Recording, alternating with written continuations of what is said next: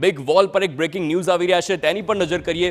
આ સમાચાર જોઈ શકો છો. અમદાવાદમાં ભાજપમાં વોર્ડ પ્રમુખની ચૂંટણીને લઈને પ્રક્રિયા હવે તેજ થઈ ગઈ છે અને ત્યારબાદ આ પ્રકારે જ કાર્યવાહી કરવામાં આવશે. અને હાલ જો કે આ પ્રક્રિયા તેજ થઈ છે તેના સમાચાર હાલ સામે આવી રહ્યા છે.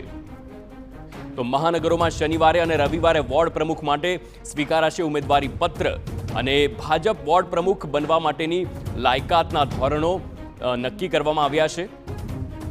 સતત 2 ટર્મ વોર્ડ પ્રમુખ રહેનારને નહીં બનાવાય વોર્ડના પ્રમુખ, આ પ્રકારની લાયકાત નક્કી કરવામાં આવી છે. સંવાદદાતા રોનક વર્મા ફોન લાઈન પર છે.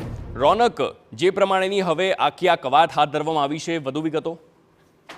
બિલકુલ હાર્દિક, ભારતીય જનતા પાર્ટીમાં જે નિમણૂકો છે તે નવેસરથી કરવાનો સમય છે. થોડા સમય અગાઉ જે પ્રકારે જે મેમ્બરશીપનું જે કાર્યક્રમ ચલાવવામાં આવ્યો હતો, ત્યારબાદ હવે વિગતવાર રીતે શહેરની બોડી માટેનું જે નોટિફિકેશન છે તે આપવામાં આવ્યું છે, જેમાં મહાનગરપાલિકાઓમાં જે વોર્ડ અધ્યક્ષ હોય છે તે બનાવવા માટેની પ્રક્રિયા છે તે શરૂ કરવામાં આવી છે. તેના માટે શનિવાર અને રવિવારેના રોજ જે ઉમેદવારી પત્રક છે તે સ્વીકારવામાં આવશે.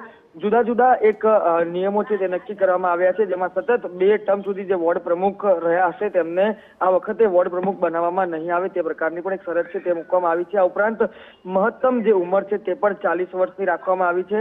ખાસ કિસ્સામાં છૂટછાટ માટે મહત્તમ 45 વર્ષની જે મર્યાદા છે તે નક્કી કરવામાં આવી છે. આ ઉપરાંત મર્યાદાને લઈને જે અંતિમ નિર્ણય છે તે પણ ચૂંટણી અધિકારીનો રહેશે. આ ઉપરાંત વોર્ડ પ્રમુખ બનવા માટે વોર્ડની ટીમ, મહાનગરની ટીમ, સેલ મોરચાના પ્રકલ્પમાં ફરજિયાતપણે કામ કરેલું હોવું જોઈએ તે પ્રકારની શરત છે તે નક્કી કરવામાં આવી છે.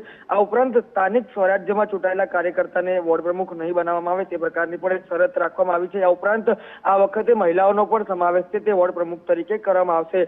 આ મહત્વની વાત એ છે કે સક્રિય સભ્ય હોવું ખૂબ જરૂરી છે. જે સક્રિય સભ્ય તરીકે રહેલા હશે તેમને જ વોર્ડ પ્રમુખની નિમણૂક તરીકે પસંદગી કરવામાં આવશે.